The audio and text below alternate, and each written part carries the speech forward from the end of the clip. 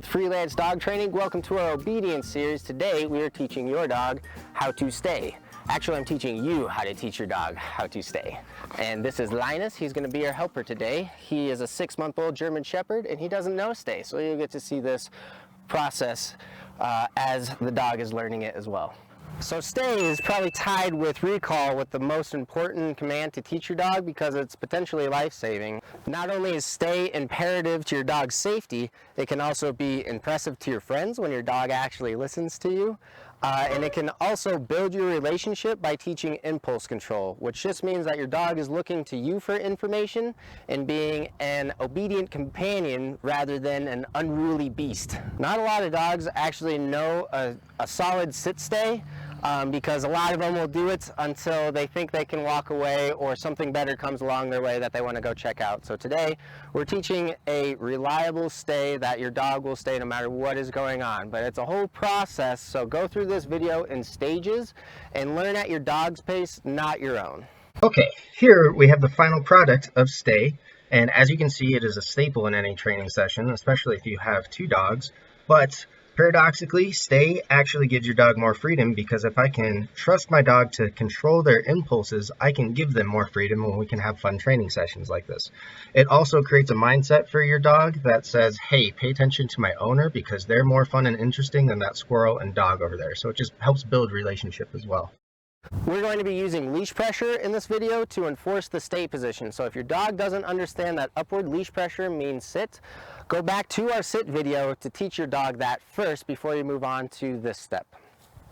But first, before I teach you how to teach your dog stay, subscribe to my channel. There's a button down there somewhere that you can press, and then you won't miss any of my videos because we're putting out some really good content. So I will wait.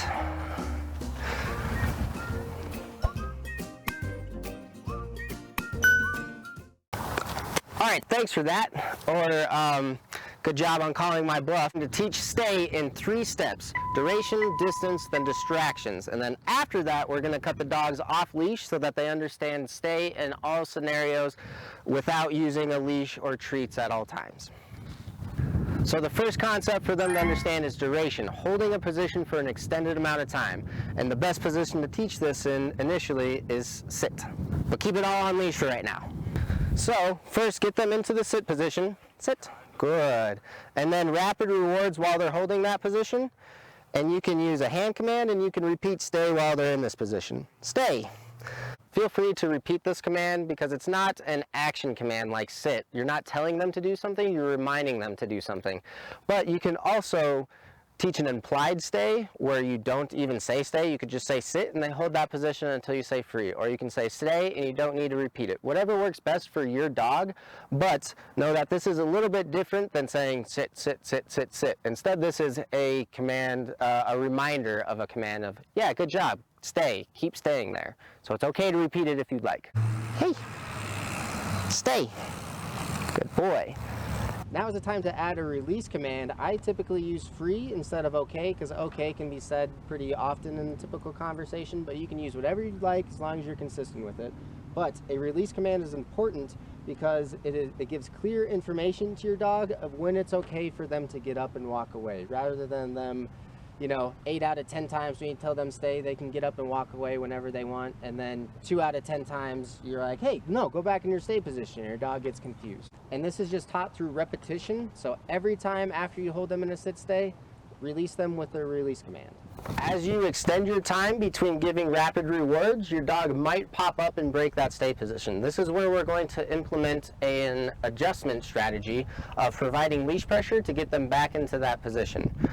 When you provide leash pressure right when they lift their butt up, you're going to say 3 things. No, right when they do it wrong, and then sit to get them back into the position, and then stay to get them to do the same routine over again to have them do a successful repetition. When you apply that leash pressure, try to be very timely with it. So right when they move their butt, that leash pressure is applied so they figure out what they did wrong quicker so that they're not confused of why that leash pressure is happening. Also make sure that your leash has just a little bit of slack in it while you're teaching this so that that leash pressure can come immediately so that you're not fumbling with the leash trying to get them to get back into the position.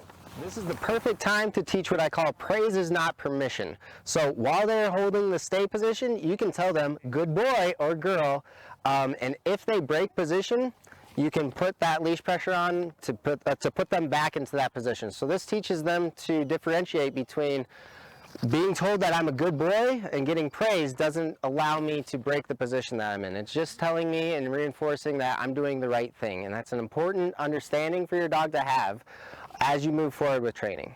So you've been working on duration from a close distance, applying leash pressure when needed, and giving treats periodically. Work up to about a minute of doing that, or a minute of holding the stay position with a few treats here and there, and then we can go on to distance. Now we're going to gradually introduce distance. So I'm still working on my duration to start with, and then I'm just going to take a step back and then step right back up to reward him in position to reinforce, yes, you did a good job staying here. But as you can see, this is gradually done, so slow and steady wins the race. Don't increase distance too quickly. So once duration has been accomplished by going to the end of a 6-foot leash, adding duration, and then rewarding in position, you can start to add distractions by firstly just walking around. Make sure that you're applying timely leash pressure when they break position like that, and ensure that you say no, sit, stay at the same time. So we're teaching them what those words mean. And then make sure that you reward them when they're doing good. Tell them that they're a good boy or girl and release them. Now, it is imperative in this learning process that you tell your dog when they make the right decision. So, for example, right here, his nose makes him wander, but then he checks back in with me and he makes the right decision. So I tell him, hey, good choice, dude. Here's some treats. Here we have an example of an unruly dog. Not really. He's actually just bored and frustrated, so he's going to break stay a few times in a row to see what I do. And I'm going to take note of that, but I'm not going to let him, throw a fit and then get away with it. So I'm going to back off and make it easier for him to succeed by not moving, keeping it low distractions, then rewarding him, and then giving him the freedom that he's asking for. After they get a little bit of a break, we're going to jump right back into training because I don't want to end the training session on a note where my dog was slightly frustrated. So we're going to jump back in, and I'm going to do a little bit easier work by not moving around as much, and I'm going to come back up and give him treats more often. That way it's easier for him to succeed, and then he's released. Free! Now in this clip, Linus thinks that he's going to come with me, even though I told him stay, which, is totally understandable, but this is a demonstration of what to do if your dog breaks stay in a given scenario. You're going to correct it, then put him through that scenario again and again, and when he does right, you reward him. If he fails, find a way to make it easier, reward him, then make it harder. Now that we've worked out a few kinks, we're going to move on to even bigger distractions, like walking around your dog. So, like most things, you're going to start off with assists. In this case, it's going to be using a treat to keep their attention as you walk around them. And then, like all assists, you're going to use that assist less and less. Assist, assist, assist, assist. But anyway, this is important because it teaches your dog to stay put no matter where you are in relation to them. And then make sure you give them some love when they're doing good. Crouching down is another challenging distraction because often it's an invite for our dogs to come to us. You may need to start with hunching over to start with, and then rewarding, and then going all the way to the full crouch down. Now, the most challenging for some dogs is a toy. Make sure that you can correct them if they break right away, and just drop it to start with. Then you can throw it a little bit further and reward them, and then go get it. Now we can finally drop the leash, but when we do, we're going to start all the way back at the beginning where we're going to be using rapid rewards, short distance, low distractions, and we're going to just build up that trust to be like, hey, it doesn't matter that I'm not holding a leash, you're still going to listen to what I have to say. And we're going to gradually increase that distance. Check out that nice little scenic area back there too, isn't that great? Give them some love, and then free! When they break position, when they're off leash, you're going to mark with the word no right when they break position, walk calmly back up to them, grab the leash, and guide them back into the spot that they came from. So, right when they break, no, grab the leash, guide them back, pressure, tell them sit, and we're going to try again, maybe make it a little bit easier for them to set them up for success. Come back up, reward them in position, and tell them, you are a good boy. So the way that we've established a good reward history is through airless learning, which essentially means that I am controlling their environment so that they are set up for success and they can't fail. And then we gradually give them more freedom but they're still brainwashed enough to just succeed every time that we set them up. So now we are giving them the freedom to fail, but they should be brainwashed enough not to fail. So make sure that you go through all those steps initially before you drop this leash, because if you advance too fast through this, that just means that your dog is going to fail and then have a muddied reward history, and it's just going to make it harder for the dog to succeed every time. So the slower you go, actually the better your dog will be trained. So make sure you go at your dog's pace and not your own.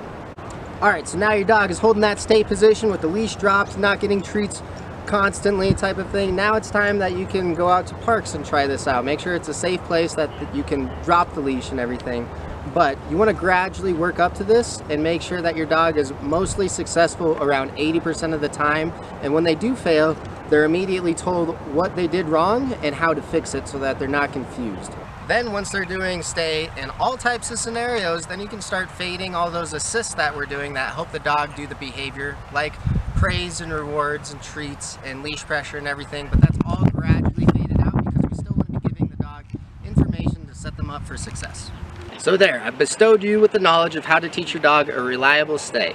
Make sure that you're teaching this in 5-minute sessions that are short, sweet, and fun, and always end on a successful note so that your dog is looking forward to that next session. Instead of giving up in frustration, then your dog's not going to be as motivated to want to do a boring training session teaching stay. So make sure that this is really fun for your dog and teach in small increments. So make sure that you're going back to this video to learn at each segment of this and take it in small steps so that your dog is set up for success. So you might as well like this video because you're going to need to use it a lot, go back to it, refer back to it often to get its full use and its proper full scope of education. So make time for 5-minute training sessions daily with your dog. You'd be really surprised about the amount of stuff that they can learn if you dedicate that amount of time to it and incorporate it into, you know, 5 minutes before a walk we do some training, 5 minutes before dinner we do some training.